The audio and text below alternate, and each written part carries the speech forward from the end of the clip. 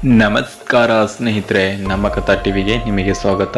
ಸ್ನೇಹಿತರೆ, ನಾವು ಹಿಂದಿನ ಸಂಚಿಕೆಯಲ್ಲಿ ಕವಿಲುಪುರಿ ಕ್ರಾಸ್ ಭಾಗ 1, 2, 3 ನೋಡಿದ್ದೀವಿ.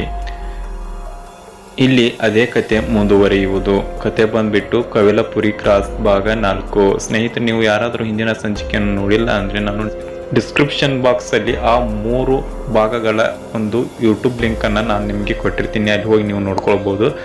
ಇವತ್ತಿನ ಕತೆ ಬಂದ್ಬಿಟ್ಟು ಕವಿಲಪುರಿ ಕ್ರಾಸ್ ಭಾಗ 4. ಏನು ಹೇಳಿದ್ರು ಕೇಳದೆ ದಿನಕರ್ನನ್ನು ಕರೆದುಕೊಂಡು ರವಿ ಆ ಪಾಳು ಮನೆ ಕಡೆ ಹೊರಟ. ದಿನಕರ್ನಿಗೆ ಒಂದು ಕಡೆ ಭಯ. ರವಿ ಒತ್ತಾಯಕ್ಕೆ ಅವನ ಜೊತೆಗೆ ಹೋಗಿದ್ದೇನೆ ಅಷ್ಟೇ. ಕಾಡಿನ ನಡುವೆ ಇರುವ ಆ ಪಾಳು ಮನೆ ದಾರಿಗೆ ಕಾಣಿಸುತ್ತದೆ, ಆದರೂ ಯಾರೂ ಅಲ್ಲಿ ಸುಳಿದಾಡುವುದೇ ಇಲ್ಲ. ಇಬ್ಬರು ಸುತ್ತಮುತ್ತ ನೋಡುತ್ತಾ ಮನೆ ಹತ್ರ ಹೋಗ್ತಾರೆ. ಆಗಲೇ ಸಮಯ ಬೆಳಿಗ್ಗೆ 10:30 ಆಗಿತ್ತು. ನಿಧಾನಕ್ಕೆ ಮನೆ ಬಳಿ ಹೋದ್ರು. ನೋಡಲು ತುಂಬಾ ಭಯಂಕರವಾಗಿದೆ. ಪಾಳು ಬಿದ್ದ ಪೂರ್ತಿ ಹಾಳಾಗಿದೆ. ಬೆಳಿಗ್ಗೆ ನೋಡಲು ಒಂಥರ ಭಯ, ಇನ್ನು ರಾತ್ರಿ ನೋಡಿದರೆ ಅಷ್ಟೇ ಅಂದ ದಿನಕರ್. ಇಲ್ಲ ದಿನಕರ್, ನಿನ್ನೆ ರಾತ್ರಿ ಗೌರಿ ಇಲ್ಲೇ ಬಂದಿದ್ಳು ಅಂದ ರವಿ. ಲೇ, ನಿನ್ಗೇನೋ ಆಗಿದೆ. ಗೌರಿ ಇಲ್ಲ ಮಾರಾಯ, ಅವಳು ಸತ್ತು ಹೋಗಿದ್ದಾಳೆ. ಮತ್ತೆ ಮತ್ತೆ ಅದೇ ಹೇಳ್ತಾ ಇದೆಯಲ್ಲ, ಅಪ್ಪ ಬೆಳಿಗ್ಗೆ ಹೇಳಿಲ್ವಾ ಅಂದ. ದೇವಸ್ಥಾನಕ್ಕೆ ಹೋಗಿ ಬನ್ನಿ ಅಂತ ಕಳಿಸಿದ್ರೆ ಮತ್ತೆ ನೀನು ದೆವ್ವದ ಮನೆಗೆ ಕರ್ಕೊಂಡು ಬಂದಿದ್ದಿ. ದೇವರು ಕಾಪಾಡಬೇಕು ಅಂದ ದಿನಕರ್. ಮನೆ ಮಾಡು ಎಲ್ಲ ಹೋಗಿ ಒಳಗೆಲ್ಲ ಗಿಡಗಳು ಬೆಳೆದಿದ್ದವು. ದೊಡ್ಡ ಜೇಡರ ಬಲೆ. ಅಲ್ಲೇ ಇದ್ದ ಒಂದು ಸಣ್ಣ ಕಿಟಕಿ ಬಾಗಿಲು ನಿಧಾನಕ್ಕೆ ಮುಚ್ಚಿಕೊಂಡಿತ್ತು ಅಷ್ಟೇ. ಅದನ್ನು ನೋಡಿ ದಿನಕರ್ ಹೆದರಿ ಹೋದ. ರವಿ, ಬೇಡ ಬಾ ಅಂತ ಕೈ ಹಿಡಿದು ಎಳ್ಕೊಂಡು ವಾಪಸ್ ಬಂದ್ಬಿಟ್ಟ. ರಸ್ತೆ ಹತ್ತಿರ ಬಂದು ಎದುರಿಸಿರು ಬಿಡುತ್ತಾ ನಿಂತ್ಬಿಟ್ಟ. ನಿನ್ಗೆ ಹೇಳಿದ್ರೆ ಅರ್ಥ ಆಗಲ್ಲ, ಈಗ ನೋಡು ನಿನ್ಗೆ ಹುಡುಗಾಟ ಆಗಿದೆ ಅಂದ. ಅಲ್ಲ ದಿನಕರ್, ಇಷ್ಟಕ್ಕೆ ಯಾಕೆ ಅಷ್ಟು ಮಾತಾಡ್ತಿ? ಕಿಟಕಿ ಎಲ್ಲೋ ಗಾಳಿಗೆ ಮುಚ್ಚಿರ್ಬೋದು ಅಲ್ವಾ ಅಂದ. ನಿನ್ಗೆ ಏನ್ ಹೇಳಿದ್ರು ನೀನು ದೆವ್ವ ನಂಬೋದೇ ಇಲ್ಲ ಅಲ್ವಾ?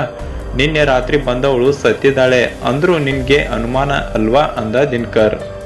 ಹಾಗಲ್ಲ, ನನ್ಗೇನು ಅನುಮಾನ ಇಲ್ಲ, ಆದ್ರೂ ಸರಿಯಾಗಿ ವಿಚಾರ ಮಾಡಿದೆ. ನಾನು ಮೋಹಿನಿ ದೆವ್ವ ನಂಬಲ್ಲ ಅಂದ ರವಿ. ಸರಿನಪ್ಪ, ಏನಾದ್ರೂ ವಿಚಾರ ಮಾಡು, ಆದ್ರೆ ನನ್ನನ್ನು ನಿನ್ನ ಜೊತೆ ಸಿಕ್ಕಿಸ್ಬೇಡ ಅಂದ ದಿನಕರ್. ಸರಿ, ನಿನ್ನೆ ರಾತ್ರಿ ಬಂದವಳು ಗೌರಿ ಸತ್ತಿದ್ದಾಳ, ಹಾಗಾದ್ರೆ ನಿನ್ನ ಜೊತೆ ಹೇಗೆ ಬಂದಳು ಅಂದ. ನಾನು ಅದೇ ಯೋಚನೆ ಮಾಡ್ತಾ ಇದ್ದೀನಿ ಅಂದ ರವಿ. ಏನ್ ಯೋಚನೆ ಮಾಡೋದೋ ಮಣ್ಣು, ಅವಳು ಮೋಹಿನಿ ಆಗಿದ್ದಾಳೆ ಅಂದ ದಿನಕರ್. ಸರಿ ಬಾ, ಮನೆ ಹತ್ರ ಹೋಗಿ ನೋಡೋಣ ಅಂದ ರವಿ. ಅಯ್ಯೋ ಬೇಡ ಮಾರಾಯ, ಈಗ ನಡಿ ಮನೆ ಕಡೆ ಅಂದ. ಹೇಳಿ ಕರ್ಕೊಂಡು ಮನೆ ಕಡೆ ಹೊರಟ.